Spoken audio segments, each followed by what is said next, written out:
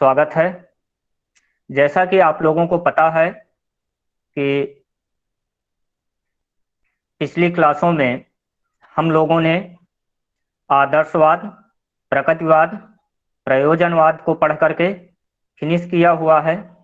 आज के lecture session में आज का जो हमारा टॉपिक होगा वो मानवतावाद, ह्यूमैनिज्म को हम लोग जानेंगे कि ह्यूमैनिज्म क्या है और मानवतावाद क्या होता है।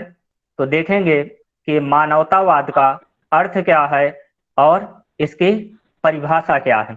तो चलिए देखते हैं मानवतावाद को।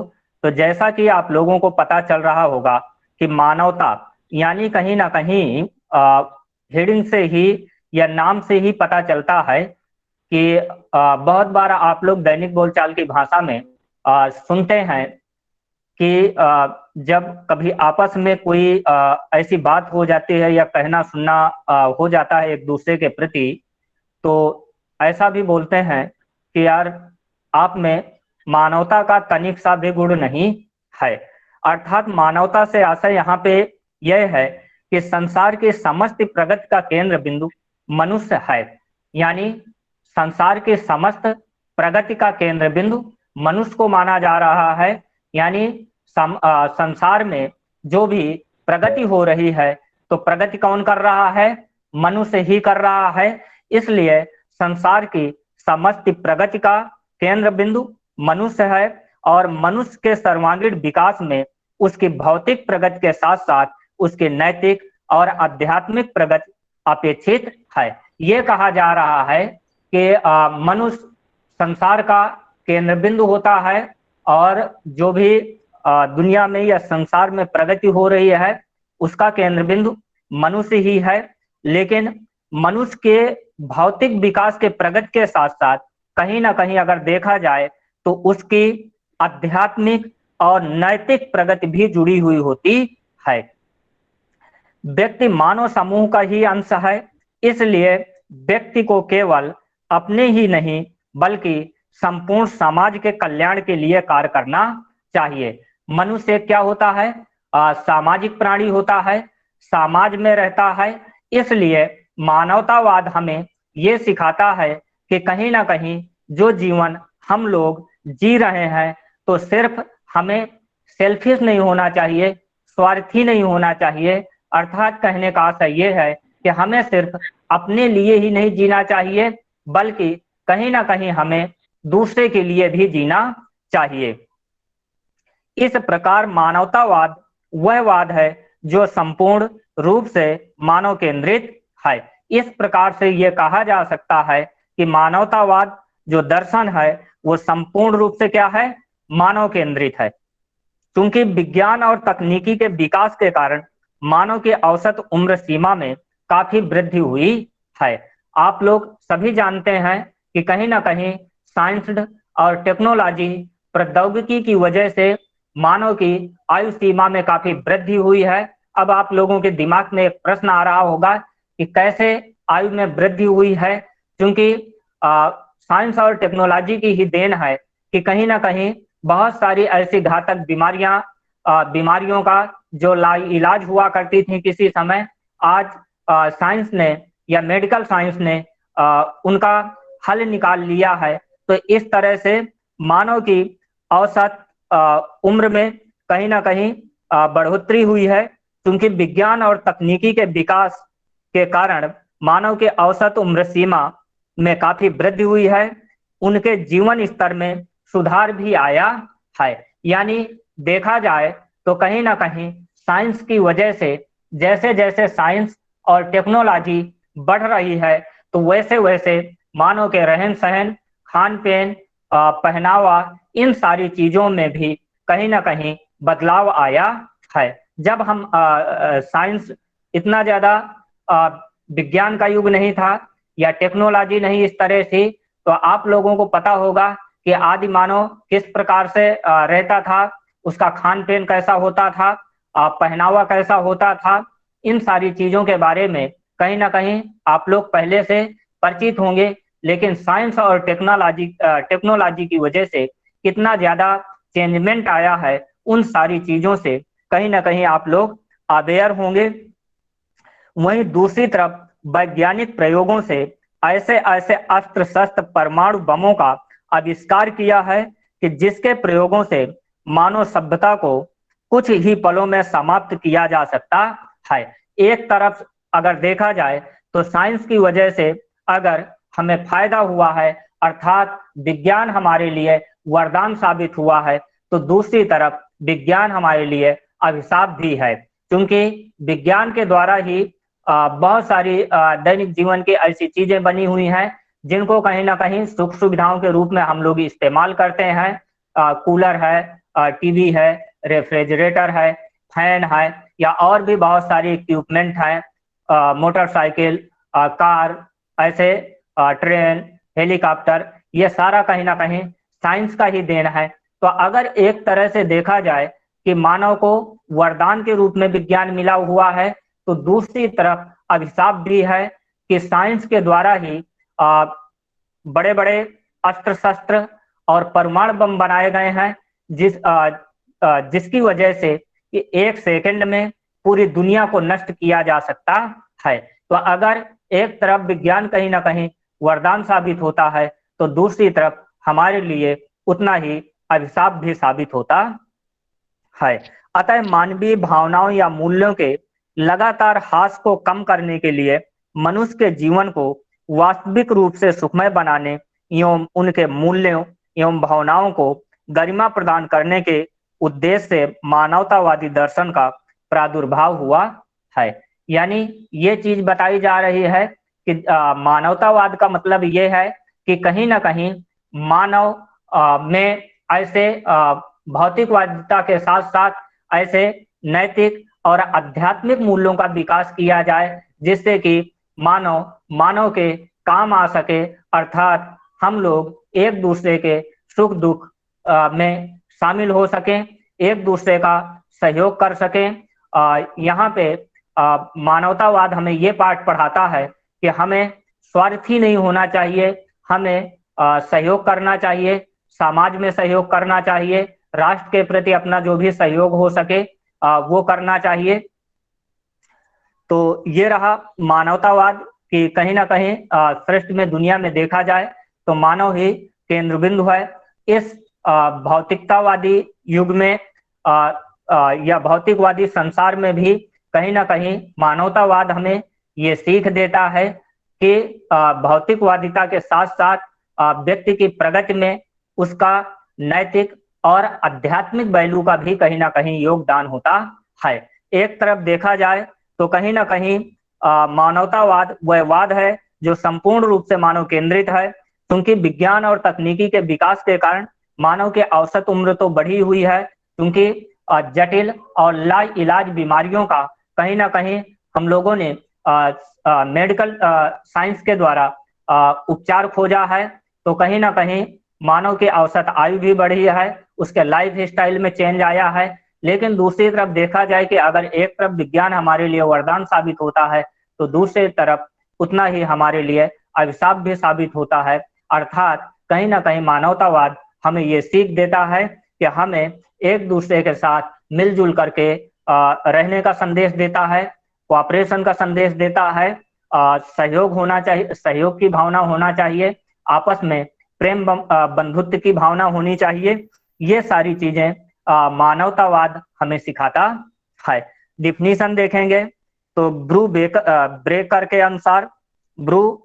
के अनुसार मानवतावाद मानव स्वभाव एवं मानवीय दृष्टिकोण पर बल देता है। जो मानवतावादी दर्शन है तो वह मानव के स्वभाव और मानवीय दृष्टिकोणों पर बल देता है, यानी मानव का स्वभाव कैसा होना चाहिए और उसके मानवीय दृष्टिकोण कैसे होने चाहिए। मानवीय दृष्टिकोणों का आशय उसकी नैतिकता से है।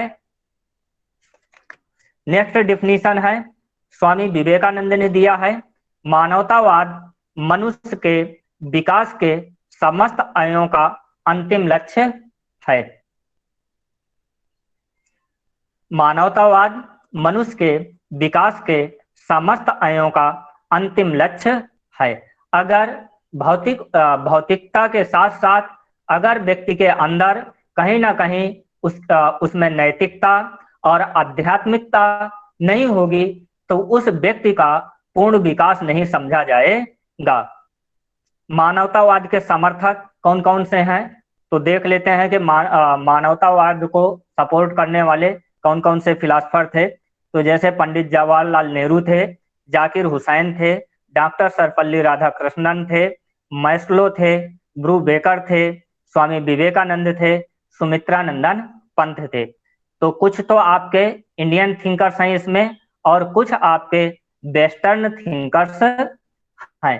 जैसे पंडित जवाहरलाल नेहरू इंडियन थिंकर्स हैं, जाकिर हुसैन ये भी इंडियन थिंकर्स हैं, डॉक्टर सर्वपल्ली ये भी आपके इंडियन थिंकर हैं, राधा कृष्णन ये भी आपके इंडियन थिंकर हैं, मैस्लो ये आपके वेस्टर्न हैं, और ब्रू बेकर भी आपके वेस्टर्न हैं, स्वामी विवेकानंद इंडियन थिंकर्स हैं, और सुमित्रानंदन पंत भी आपके इंडियन थिंकर्स हैं, जो कहीं ना कहीं मानवतावाद को सपोर्ट करते रहे।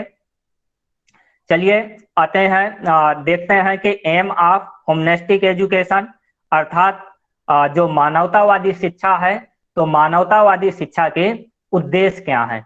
यानी जो मानवतावादी हमें शिक्षा दे रही है, तो मानवतावादी के अंतर्गत कैसी शिक्षा के उद्देश्य बताए गए हैं। तो शिक्षा का प्रथम उद्देश्य ऐसे व्यक्ति तैयार करना जो मानवीय समस्याओं के प्रति संवेदनशील हो। यानी हमारी एजुकेशन ऐसी हो, ऐसी शिक्षा दें जिससे कि छात्रों के अंदर मानवीय समस्याओं के प्रति संवेदनशीलता हो कि मानवीय समस्याएं क्या हैं, उन समस्याओं के प्रति हम लोग भी संवेदनशील हों, और अगर समस्याएं आ रही हैं तो संवेदनशील होने का मतलब कहीं ना कहीं उन समस्याओं के समाधान के लिए हम लोग भी अपना सहयोग करें। तो प्रथम एम यही बताया गया कि शिक्षा का प्रथम उद्देश्य ऐसे व्यक्ति तैयार करना है जो मानवीय समस्याओं के प्रति संवेदनशील हों। नेक्स्ट है मानव जीवन को सुखी बनाना, यानी ऐसी एजुकेशन दी जाए छात्रों को जिससे कि मानव जीवन सुखी हो सके। उच्च मानवीय मूल्यों का विकास करना जो मानव जाति को एकता के सूत्र में बांधे। हमें ऐसी नैतिकता वाली शिक्षा देना है अपने छात्रों को जिससे कि मानव जाति को एकता के सूत्र में बांधा जा सके, अर्थात आपस में भाईचारा और ग्रुप में काम करने की क्षमताएं उनके अंदर विकसित हो सकें। मानव की वैचारिक व चिंतन शक्ति का विकास करना, यानी व्यक्ति किस प्रकार से सोचता है, उसकी वैचारिक सोच कैसी होनी चाहिए, साथ में उसकी थिंकिंग कैसी होनी चाहिए, इसका विकास करना चाहिए। व्यक्ति में सत्य असत्य विवेक की क्षमता उत्पन्न करना, यानी ऐसी शिक्षा दें जिससे कि व्यक्ति में खुद वो इस चीज को सोच सके कि सही क्या है, गलत क्या है, कहीं ना कहीं सही और गलत के प्रति अपने विवेक क्षमता का उपयोग कर सके। ऐसी एजुकेशन दी जाए ताकि स्टूडेंट सही गलत का निर्णय ले सके और अपनी विवेकशीलता के अनुसार कहीं ना कहीं सही गलत का निर्णय लेने में अपने विवेक का इस्तेमाल कर सके। व्यक्ति के विकास को उस चरम बिंदु तक पहुंचाना जहां जाकर वह आत्मदर्शन से विश्व कल्याण का मार्ग दिखा सके। यानी कहीं ना कहीं हमें ऐसी एजुकेशन देना है जिससे कि व्यक्ति को आत्मदर्शन हो सके और विश्व कल्याण का मार्ग दिखा सके कि सारे लोग, जब हम लोग आपस में एक सूत्रता के बंधन में बंध करके काम करेंगे, भाईचारे की भावना होगी, तभी कहीं ना कहीं हमारे समाज का, हमारे राष्ट्र का उत्थान होगा। फिर पाठ्यक्रम की अवधारणा है कि मानवतावाद के अनुसार करिकुलम कैसा होना चाहिए। तो पाठ्यक्रम निर्माण में संस्कृति विरासत को ध्यान में रखना चाहिए।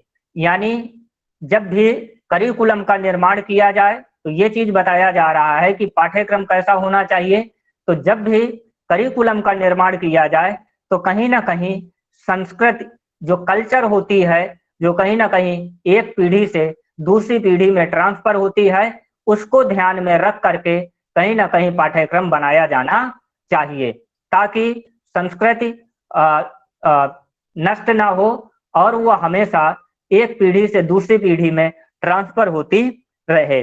पाठ्यक्रम निर्माण बिना किसी पूर्वाग्रह के हो। पाठ्यक्रम निर्माण बिना किसी पूर्वाग्रह के हो। इस बात का आशय यह है कि जैसे बहुत सारे शिक्षा शास्त्री मिल करके पाठ्यक्रम का निर्माण करते हैं, अब उन शिक्षा शास्त्रियों में से कोई आदर्शवाद को मानने वाला होगा, तो कोई प्रकृतिवाद को मानने वाला होगा, तो कोई प्रयोजनवाद को मानने वाला होगा, तो कोई जाकर के मानवतावाद को मानने वाला होगा। लेकिन जब पाठ्यक्रम बनाया जाए तो उसमें हमें सबको दृष्टिगत रखते हुए पाठ्यक्रम बनाना चाहिए, ना कि उसमें अपना व्यक्तिगत ओपिनियन डालना चाहिए, ताकि किसी की भी भावना को ठेस ना पहुंच सके। तो ये बात शायद आई होप आप लोगों को समझ में आया होगा कि पाठ्यक्रम निर्माण बिना किसी पूर्वाग्रह के हो। यानी बहुत सारे शिक्षा शास्त्री बैठते हैं, पता चले मैं आदर्शवाद को मानता हूं, और जब मैं पाठ्यक्रम बनाने बैठूं तो जितनी भी बातें हैं या जो भी चीजें हैं, तो वहां पे सारा का सारा मैं आदर्शवाद के अनुसार ही करिकुलम डेवलप करूं। तो ऐसा नहीं होना चाहिए, क्योंकि वो मेरी व्यक्तिगत सोच है कि मैं आदर्शवाद को मानता हूं। तो ऐसा नहीं होना चाहिए, बल्कि वहां पे हमें सबके भावनाओं को दृष्टिगत रखते हुए पाठ्यक्रम का निर्माण किया जाना चाहिए। विभिन्न आयु वर्ग, विभिन्न रुचियों एवं विभिन्न क्षमताओं को पाठ्यक्रम निर्माण करते समय ध्यान में रखना चाहिए। यानी जब भी पाठ्यक्रम का निर्माण किया जा रहा हो, तो अलग अलग आयु वर्ग के बच्चों की एज क्या है, उनकी आयु क्या है, उनका रुचि क्या है, उनकी क्षमताएं क्या हैं, इन सारी चीजों को ध्यान में रख करके पाठ्यक्रम का निर्माण किया जाना चाहिए। नेक्स्ट है, शारीरिक विकास के लिए शारीरिक शिक्षा, व्यायाम, योग आदि पाठ्यक्रम में हो। यानी मानवतावाद के अनुसार जो भी पाठ्यक्रम बनाया जाए, उस पाठ्यक्रम में शारीरिक विकास के लिए भी कुछ ना कुछ एक्टिविटीज रखी जानी चाहिए, ताकि शिक्षार्थियों का शारीरिक विकास भी हो सके। जैसे व्यायाम है, योगा है, पीटी है, कसरत है, इन सारे क्रियाकलापों को भी स्थान दिया जाना चाहिए। ज्ञान की खोज के लिए विज्ञान को विशिष्ट स्थान दिया जाए। मानवतावाद ये कहता है कि पाठ्यक्रम के अंतर्गत ज्ञान की खोज के लिए विज्ञान को विशिष्ट स्थान दिया जाना चाहिए। यानी ज्ञान की खोज के लिए कौन से सब्जेक्ट को सबसे ज्यादा स्थान दिया जाना चाहिए, तो विज्ञान को सबसे ज्यादा स्थान दिया जाना चाहिए, क्योंकि विज्ञान आपका कहीं ना कहीं प्रैक्टिकल पे आधारित होता है, प्रयोगों पे, तथ्यों पे, निष्कर्षों पे विश्वास करता है। सुनी सुनाई बातों को या पहले से चली आ रही बातों को नहीं मानता है। पाठ्यक्रम में परिवर्तनशीलता की व्यवस्था हो, जिससे बालक की रचनात्मक क्षमताओं का विकास हो सके। ये चीज बताया जा रहा है कि पाठ्यक्रम में परिवर्तनशीलता की व्यवस्था हो, यानी समय समय पे पाठ्यक्रम को चेंज होते रहना चाहिए। ओमिशन एंड कमीशन बोलते हैं कि पुरानी चीजों को छोड़ना और नई चीजों को ग्रहण करना या धारण करना। तो जैसे आप लोग भी देखते हैं कि आप लोगों का भी सिलेबस 2 साल 4 साल 5 साल में कहीं ना कहीं चेंज होता रहता है। तो समय स्थित परिस्थितियों के अनुसार जो चीजें जरूरत है, ट्रेंड के अनुसार उन चीजों को पाठ्यक्रम के अंतर्गत कहीं ना कहीं रखा जाना चाहिए, स्थान दिया जाना चाहिए। तो पाठ्यक्रम में परिवर्तनशीलता की व्यवस्था हो, जिससे बालक के रचनात्मक क्षमताओं का विकास हो सके। नेक्स्ट है शिक्षण विधियां। तो जो मानवतावादी हैं वो कैसे शिक्षण विधियों को फॉलो करते हैं या कैसे शिक्षण विधियों पे जोर देते हैं, तो स्व शिक्षण पर जोर देते हैं। जो मानवतावादी विचारक हैं वो कहीं ना कहीं स्व शिक्षण पे जोर देते हैं। अंतः विषयी उपागमों पे ध्यान देते हैं। शिक्षण विधि प्रायोगिक प्रक्रिया है जिसमें छात्र सक्रिय भाग लेता है। यानी ये चीज बताया जा रहा है कि शिक्षण विधि में प्रायोगिक विधियों का इस्तेमाल किया जाना चाहिए, जिससे कि छात्र कहीं ना कहीं सक्रिय रूप से सहभाग करता है। क्योंकि मौखिक विधियों में होता क्या है कि शिक्षक ही पूरे टाइम पे बोलता रहता है और छात्र निष्क्रिय श्रोता बन करके सुनता है। जबकि प्रायोगिक विधियों में ये होता है कि कहीं ना कहीं स्टूडेंट भी उस क्रियाकलाप में सहभाग करता है, तो अर्थात उन चीजों को बेहतर तरीके से सीखता है। वैज्ञानिक विधियों द्वारा शिक्षण, यानी शिक्षण की जो विधियां हों उनमें कैसी विधियों का इस्तेमाल किया जाना चाहिए, तो कहीं ना कहीं वैज्ञानिक विधियों का इस्तेमाल किया जाना चाहिए।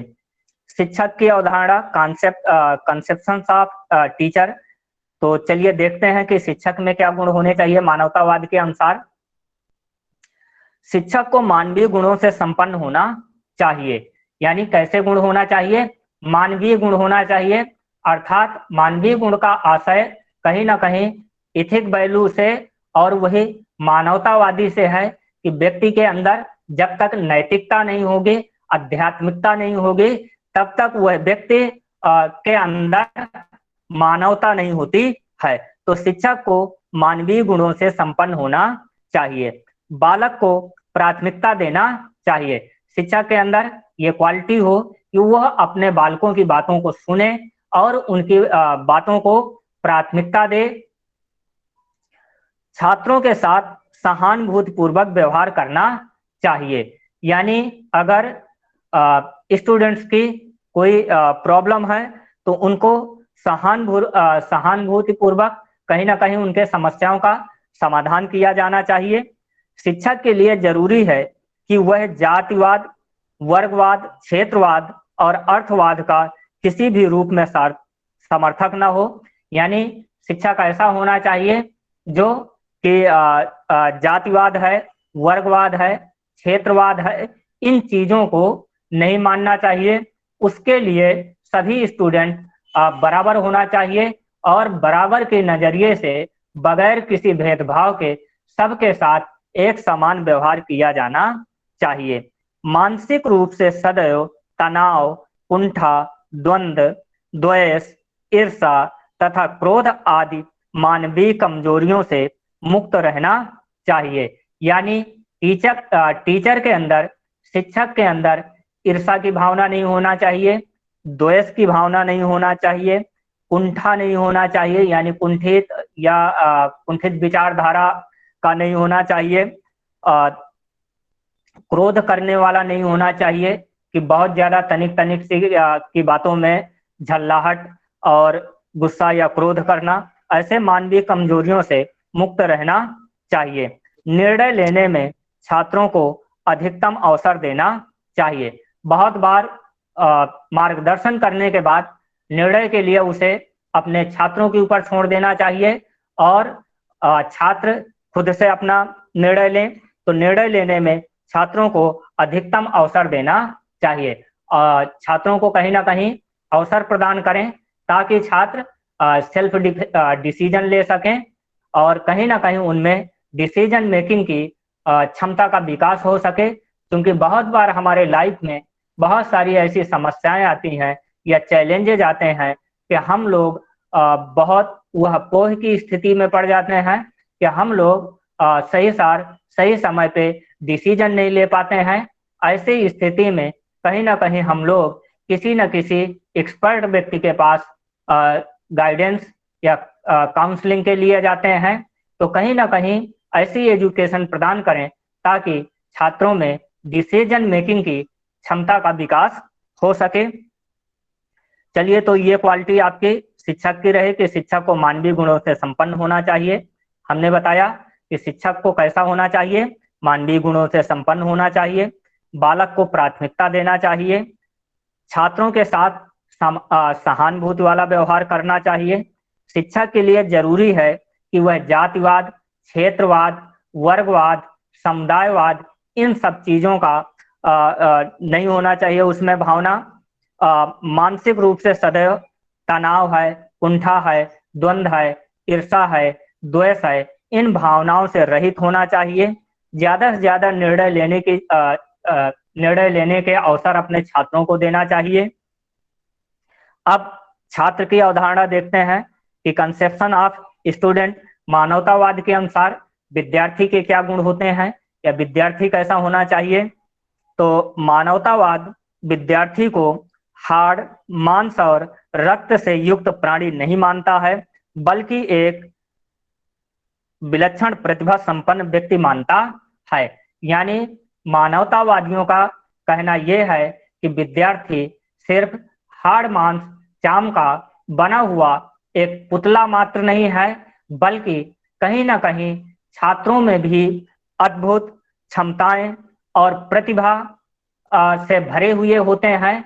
कहीं ना कहीं शिक्षक को उनकी प्रतिभा को उजागर करने की जरूरत होती है, अर्थात विद्यार्थी भी कहीं ना कहीं प्रतिभा के धनी होते हैं। मानवतावाद कहता है कि छात्रों की शिक्षा तनाव, कुंठा, अभाव, द्वंद्व और विषमताओं से युक्त वातावरण में होनी चाहिए। यानी मानवतावाद का कहना है कि कहीं ना कहीं जो छात्रों की शिक्षा है वो कैसी होनी चाहिए, तनाव, कुंठा, अभाव, द्वंद्व और विषमताओं से युक्त मुक्त वातावरण में होनी चाहिए। ऐसे वातावरण में छात्रों की शिक्षा नहीं होनी चाहिए जिससे कि छात्रों के अंदर ईर्षा, द्वेष, द्वंद्व, कुंठा ऐसी भावनाएं विकसित हो सकें। ऐसे मुक्त वातावरण में उनको एजुकेशन देनी चाहिए ताकि इन सब चीजों से मुक्त होकर के विद्यार्थी एजुकेशन ग्रहण कर सकें।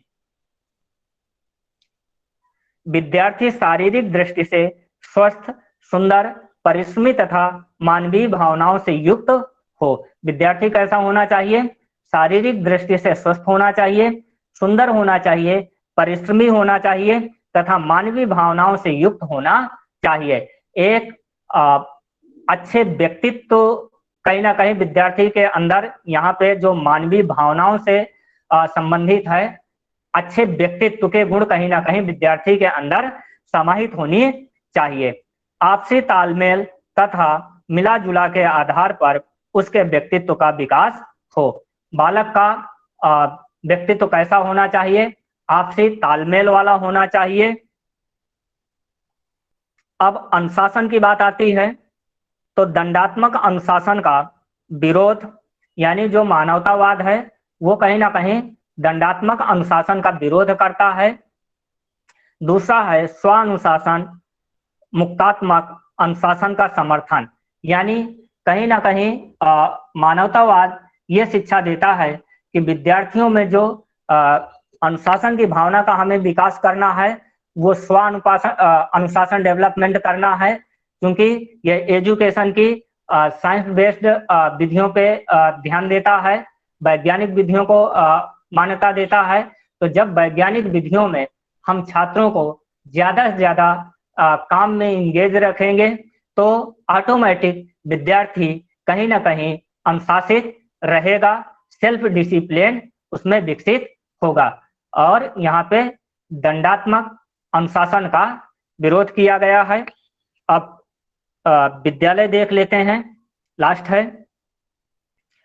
मानवतावादी विद्यालय को ऐसा स्थान मानते हैं जहां नैतिक और व्यवसाय संबंधी दोनों प्रकार की शिक्षा दी जाती है। मानवतावादी दार्शनिकों के अनुसार विद्यालय वही स्थान होता है जहां पे बच्चों की नैतिकता संबंधी गुणों का विकास होता है और साथ साथ व्यवसाय संबंधी शिक्षा दी जाती है। नेक्स्ट है, इस बात पर भी बल देते हैं कि विद्यालय मनुष्य को अपनी मनुष्यता को समझने और विकसित करने की शिक्षा दे। यानी विद्यालय ऐसा होना चाहिए जो कहीं ना कहीं विद्यार्थियों के अंदर मनुष्यता की भावना का विकास करें और उनको ये पता चल सके कि मानव जीवन एक अमूल्य जीवन है। अगर हमें मानव का जीवन मिला है तो ऐसे ही हमें इसे व्यर्थ नहीं जाने देना है, बल्कि हमें अपने लिए, घर परिवार के लिए, समाज के लिए,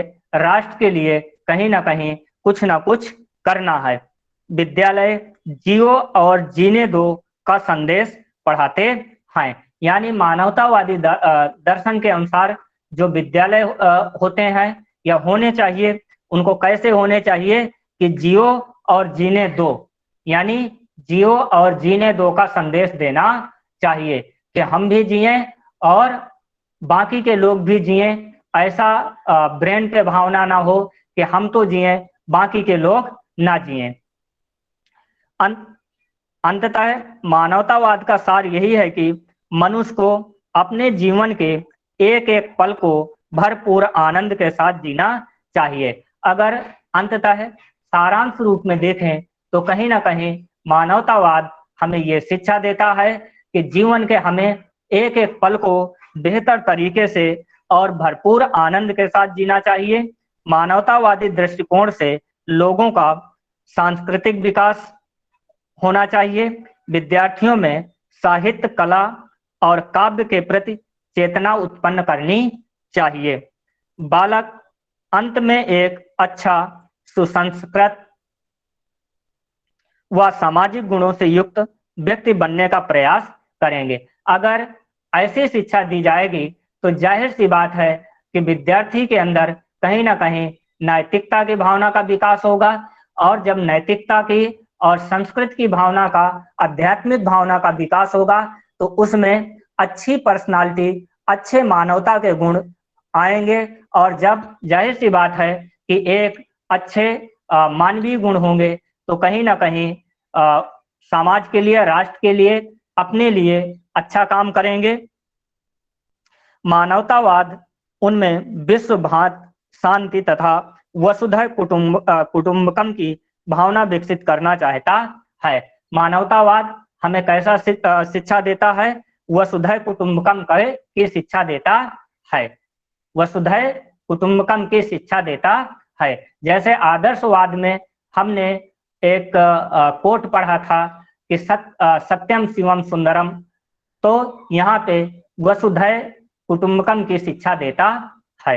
ये आपका मानवतावाद रहा, जो मानवतावाद के अनुसार हम लोगों ने मानवतावाद को जाना, मानवतावाद और शिक्षा के उद्देश्य देखे, फिर मानवतावाद पाठ्यक्रम जाना, मानवतावाद शिक्षार्थी देखा, मानवतावाद अध्यापक देखा। ये सारी चीजें, अनुशासन, स्कूल, सारी चीजें कहीं ना कहीं मानवतावाद के अनुसार हम लोगों ने पढ़ा। आज के लिए इतना ही। आई होप लेक्चर आप लोगों को समझ में आया होगा।